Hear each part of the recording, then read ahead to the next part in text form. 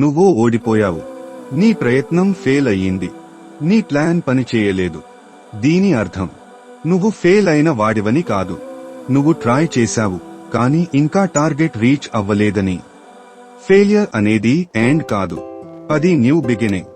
నిజానికి ఫెయిలియర్ మనకు 2 లెసన్స్ నేర్పుతుంది. ఫస్ట్, మన లోపం ఎక్కడుందో చూపిస్తుంది. సెకండ్, మళ్లీ ప్రయత్నించమని మనసు మార్చుతుంది. ఒక చిన్న పిల్లాడు నడక నేర్చుకునే టైంలో 100 సార్లు పడిపోతాడు. అప్పుడు అతను నడవడం ఆపేస్తాడా? లేదు కదా. ఎవ్రీ టైం లేచి మళ్లీ ప్రయత్నిస్తాడు. అలా ఒక రోజు అతను కరెక్ట్ గా నడుస్తాడు. మరి మనం పెద్దవాళ్లమయ్యాక ఎందుకు ఆగిపోవాలి? చూడండి, Thomas Alva Edison 1000 times fail అయ్యాకే లైట్ బల్బ్ కనిపెట్టాడు.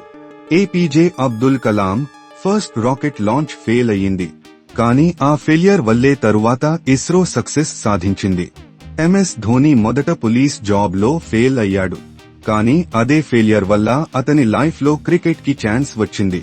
ఇవాళ అతను ఇండియాకి వరల్డ్ కప్ గెలిపించాడు. ఎవ్రీ సక్సెస్ వెనుక ఒక స్టోరీ ఉంటుంది. ఆ స్టోరీలో మొదటి చాప్టర్ పేరు ఫెయిలియర్. మనకు ఫెయిలియర్ అంటే భయం ఎందుకు?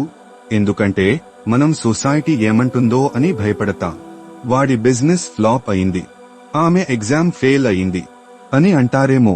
కానీ గుర్తు పెట్టుకో, నిన్ను ఇప్పుడు చిన్న చూపు చేసిన వాళ్లే రేపు నువ్వు సక్సెస్ అయితే నిన్ను ఇన్స్పిరేషన్ గా, రోల్ మోడల్ గా చూపిస్తారు. నువ్వు ఎన్నిసార్లు ఫెయిల్ అయ్యావో ఇంపార్టెంట్ కాదు, ఎన్నిసార్లు పడి లేచావో అనేదే ఇంపార్టెంట్. ప్రతి ఫెయిలియర్ తర్వాత నువ్వు మరింత స్ట్రాంగ్ గా, మరింత ఇంటెలిజెంట్ గా మారుతావు. సో ఇది గుర్తు పెట్టుకో, failure is the first step of success. దీన్ని స్వీకరించు, నేర్చుకో, ముందుకు సాగిపో. కానీ ఏదో ఒక రోజు నీ సక్సెస్ స్టోరీ ఇంకొకరికి మోటివేషన్ అవుతుంది. Never stop believing in yourself by alone walker K S.